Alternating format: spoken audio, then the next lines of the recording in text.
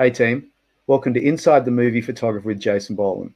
Today I've got my good pal Jacinta Leong, who's one of the great art department crew members that you're ever going to meet. She's worked through the department in nearly every position, right up to now being a production designer. But there's a little unknown fact about Jacinta that not too many people know outside of the industry. But she's also famous for her time lapses. Now, I thought this would be of particular interest to my photographer pals out there, because Jacinta's going to talk us through how she does her time lapses, and we are going to take a look at what she did on Alien Covenant. And guys, she has 2 million hits on this one video. So I'm going to bring Jacinta in, and she's going to talk us through her technique. And Jacinta, 2 million hits? Come on. Hey, Jason. Look, I couldn't believe it myself, but I was very happy to have so many viewers because I felt that it's vindication for, stuff that I thought was really fun, really cool. So, yay. You're not wrong. Hey, now I'm gonna bring it straight in, and we're going to talk about your technique because it's really something else. And so, camera-wise, what cameras do you use for your time lapses? Okay, Jason, I'm using a Nikon D100 as well as the Brino cordless cameras, which look something like this. And having these different cameras gives, for different reasons, it makes it, gives you flexibility. So with the Brillo, is that, are they designed just for time lapse, or do they have another function? Yes, the Brino time-lapse cameras are dedicated time-lapse cameras, but this latest model here also does stop motion, and you can also let it record live, but I haven't used that function much. Oh, so you can do like live to like YouTube or something, you mean? Oh, actually, sorry, no, live is in not time-lapse. So if I just let it run, it would behave like another like a video camera. Video camera, yes. Right. And also you said that you use the Nikon D100. Now that's been around for a while. That's right. It was probably a 2006 model, something like that. But I was the third owner of it. It's third hand, and it was, what I liked about it was that it was solid and intuitive. And I hooked it up to an intervalometer, and those shots that you're looking at right now, that was shot on the D100. Oh wow!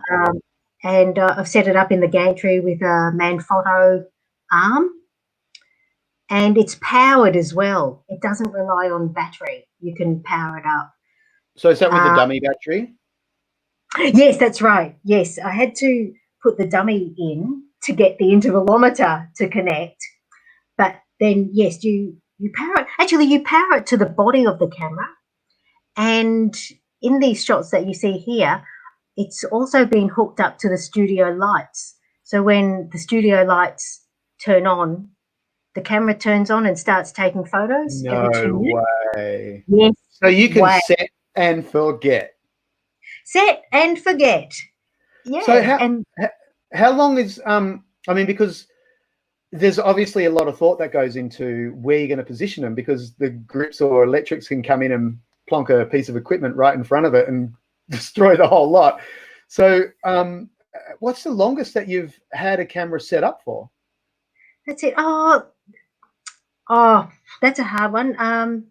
Maybe it can sit there. Well, rigging doesn't necessarily come in until later on, and construction have had a good run at it. So it can sit there for about a month without being disturbed.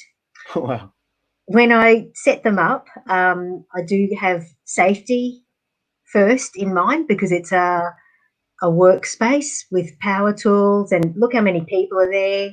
Yeah. There are forklifts, franners, scissor lifts, a lot of equipment. So the first thing is to not make it in anyone's way. Yeah. Okay. And then, Sorry. And then you get a good shot. And when you're talking about riggers and getting in there, I've just been thrilled with how respectful everyone is of the cameras and how on board they are with it, because I might get a call and they'll say, can we move your camera, or can you move it? You know, it's not like it just gets taken down without being asked, or it gets, you know, knocked or covered. So, yeah, everyone's on board. That's very, very sweet of them to do that. And Okay. and it says a lot about you, because everyone loves you on set. So who wouldn't want to do everything for Jacinta? Hey, so technical. You're in most of them that you're doing are interiors. So ISO, shutter or exposure. I mean, do you shoot the auto, or do you shoot the manual exposure? Sure. Okay, so for the D100, I generally like an ISO of 100. I try and cut back the grain, make it as clear as possible. And for an f-stop, generally 4.5. Unless I was doing something close like a sculpture, I might take it down to 2.8 if I really want to push that depth.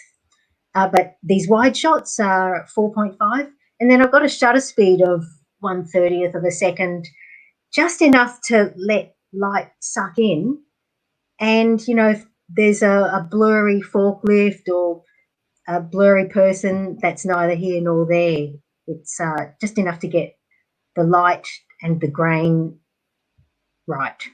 And I think that's part of a formula too, isn't it? That you don't want to go too fast a shutter, because then there's no blur for that motion. Is that correct? Yeah, that's right. I think the motion is your friend, really, because it makes it look smoother, and then it really, in comparison, makes the set itself look sharper in a way. Yeah, these are just stunning. I just love it. So, what about outside when you've got differing light all day long? Ah, right. Nightmare, huh? In the San Andreas time lapse there, that was done with the D100, and construction made this cute little bird box for it so that it was weatherproof. I remember that. Yeah. So I think in that, the clouds were going over and it was overcast and it was bright sunny. I think I manually adjusted all those images within reason and then brought them into Final Cut Pro. Right, yeah, Final Cut. And so how much of your technique have you learnt by trial and error, or were you able to do some research first and find some good sources? Wow. No good sources. Well, sorry, I didn't even look, Jason. I just set my camera up, not on the day, but do some research first. If you got the luxury of setting it up for half a day before you want it to actually shoot, check it out, see what works. Or even on the day, I take the computer with me so I can take the SD card out and check it while I'm going to test the image. And also test the intervals as well, like the Brino cameras too. They don't have, you can't set shutter speeds or ISO on these, but you can set white balance, saturation, some contrast, EV, like light levels. Yep. And then there are different settings here like day, night, and twilight. Now that's really interesting. So it's a camera that is specifically made for time lapse. Do you know what shutter it sets off at, or does it have limitations on the shutters? All those other things I mentioned, but I don't think it's. Hey, quickly, just to oh yeah, right, okay. But yeah, it's a great camera. I mean, I think that it does the trick, especially if your content is good. You know, I fuss about these things less than with the intervals and, you know, the editing as well, like cutting out smoko, cutting out lunch breaks, nights, weekends, that sort of thing. So, Jacinta, So, Jason, tell me, Tell me, what are your top tips of a time lapse? And then I'll let you go. Sure. No, I'm on my time frame. Oh, top tips. Well, the first one is have fun with it. That's what it is for me. It's a lot of fun, you know, seeing motion. If okay, get a good shot, like compose it like you would any other photo. Make sure that the framing is interesting, and if you're documenting whatever it is, like a construction, make sure you're getting it all in. If you have more than one camera, it absolutely helps because it makes the movie more interesting by having different views.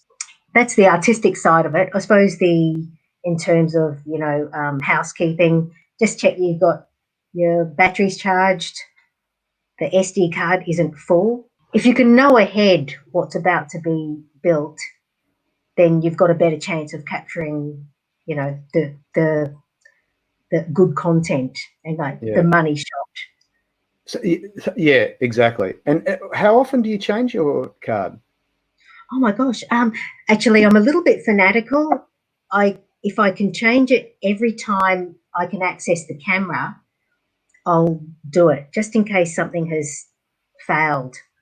But otherwise, in terms of how often do you need to change the SD card, I can have one of these 32 gig cards sitting in here for over a month. Oh, it's just, really? Yeah. And this is 1920 by 1280 as well, by the way. Which is HD, yeah? Yeah. And the fidelity is beautiful. But yeah, I suppose those are my main tips. Some of them are not, you know, they're normal really. But yeah. But your favourite's the Nikon though, right? Loaded question. No, it's not. My God. You have to do there's nothing loaded about this. The Nikon is my favorite DSLR time-lapse camera. Oh, that's what I heard. I hear that there's nothing better. Actually, all mine can do it. My mirrorless, the Z6 and Z7 and the D850. I'm going to sling you one of my cameras next film that we do, and you can have a play with that. Yeah. Oh, great! Thanks. I'd love to. Yeah, easy. I've got three Nikon cameras. Oh, awesome! I've got so cool. J1 and the D600 as well. Oh, the D600 full frame. That's a beautiful little camera. Yeah. All right, matey. That is just so cool. And thank you for joining us. Just hang out in the green room for a tick. I'm going to sign off, and then I'm going to get back to you for a quick chat. Is that cool? Shall do. Thanks, Jason. It's been a pleasure chatting about time lapse. You see that little thing at the bottom there? It says Nikon Ambassador. That's it. I'm going to remove you now. Well, that was a lot of fun. Jacinta is one of my favorite people, as I told you, to have a chat to on set. And I actually didn't know that she was so into her photography. So it was good to get a few tips on time lapses. Any questions, leave them downstairs and I'll make her come and answer them. I hope you enjoyed that. I certainly did. And please subscribe and do the whole bell thing so you get notified, and go and check out Jacinta's other time lapses. As she said, San Andreas is a good one. I remember that bird box being up there and the team making it for her. But 2 million hits on a video, that's pretty rad. Okay, guys, have a great day. Cheers.